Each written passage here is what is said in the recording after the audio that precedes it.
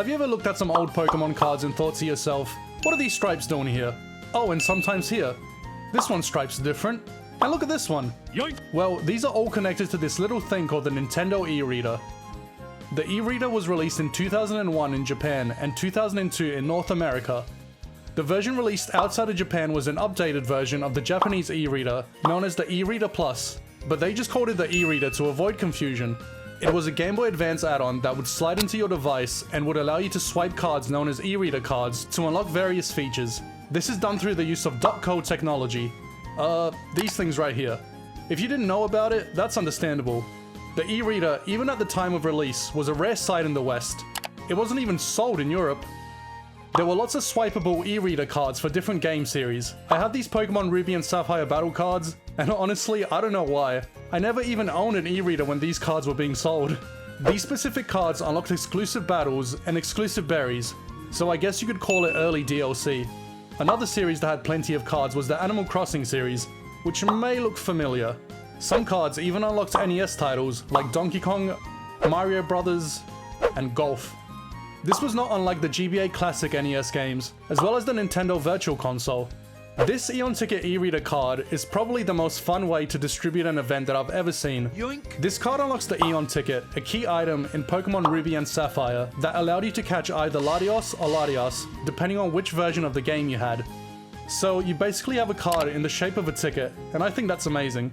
And the most interesting use of an e-reader card in my opinion was to distribute a patch for a glitch affecting early versions of Ruby and Sapphire, known as the Berry Glitch. The e-reader was way more of a hit in Japan, and because of that, they ended up getting more cards than the West. The e-reader didn't even last long enough for Pokemon Emerald to have support in the West. So how does this tie into the Pokemon TCG? Well, the e-reader was going to be called the Pokemon e-reader, and was going to be used only for Pokemon TCG cards. You'll notice that the Pokemon cards from this era, known as the E-Series era, had the same dot code technology as the e-reader cards. Comparing these cards to the previous generation card design, you'll notice the Pokédex entry is gone from the card. Or is it?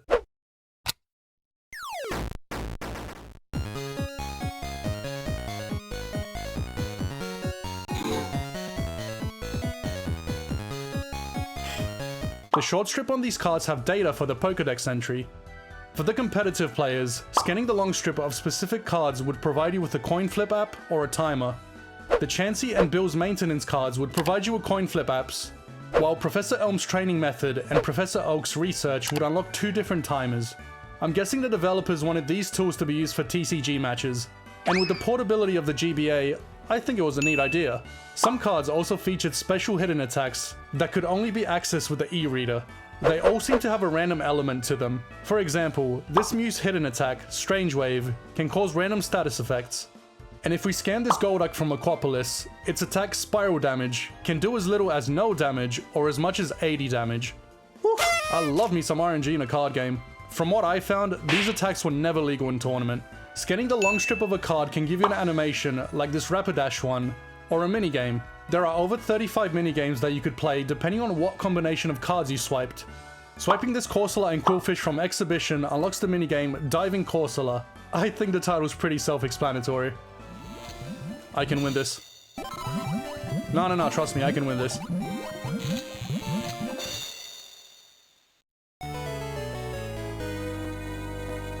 This other minigame is called Ride the Tuft, and it requires Cleffa, Rattata, Shuckle, and Yanma. Alright, I gotta get a high score on this.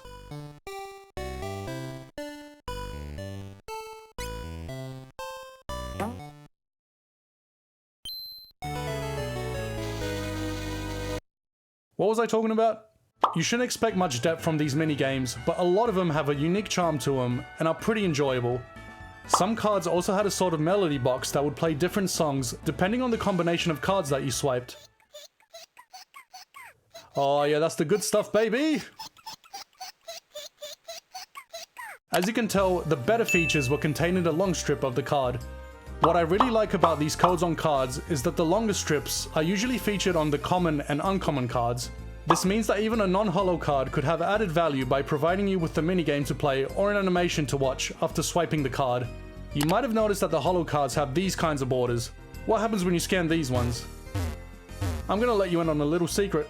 Absolutely nothing. Holo cards don't have the dot code stripes, so they can't be scanned. This was probably a good call, or a lot of these cards would now be damaged from being swiped too much. Well, you know, more than normal. The TCG sets Expedition, Aquapolis, and Skyridge all had heavy e-reader support. However, you could tell that by the release of EX Ruby and Sapphire, the e-reader was on the way out, as fewer cards had dot codes on them, and the ones that did only had the short stripe, and that meant only Pokedex entries. Boo! The trainer cards didn't even have stripes on them anymore.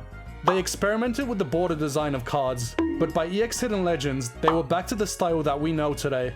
I actually really like these holo cards. EX Team Magma vs Team Aqua had a mix of these striped and normal cards, and was the final set to include support for the e-reader in English. In conclusion, adding TCG applications, special attacks, minigames, and animations were a great way to get more out of these cards. While the e-reader wasn't the success that Nintendo wanted in the West, I feel like it definitely inspired other products. The amiibo figures are an example of something you buy physically and are able to scan in your game to get rewards. These newer Animal Crossing amiibo cards look very similar to the e-reader ones. You could definitely call that a spiritual successor. In terms of the Pokemon TCG now, every pack that you buy comes with a code card you can use online for a digital pack. And I saved the most amazing thing for last. Just like how the e-reader was used to distribute the Eon ticket, people are now making brand new events in the third generation of Pokemon games with the help of this device's technology.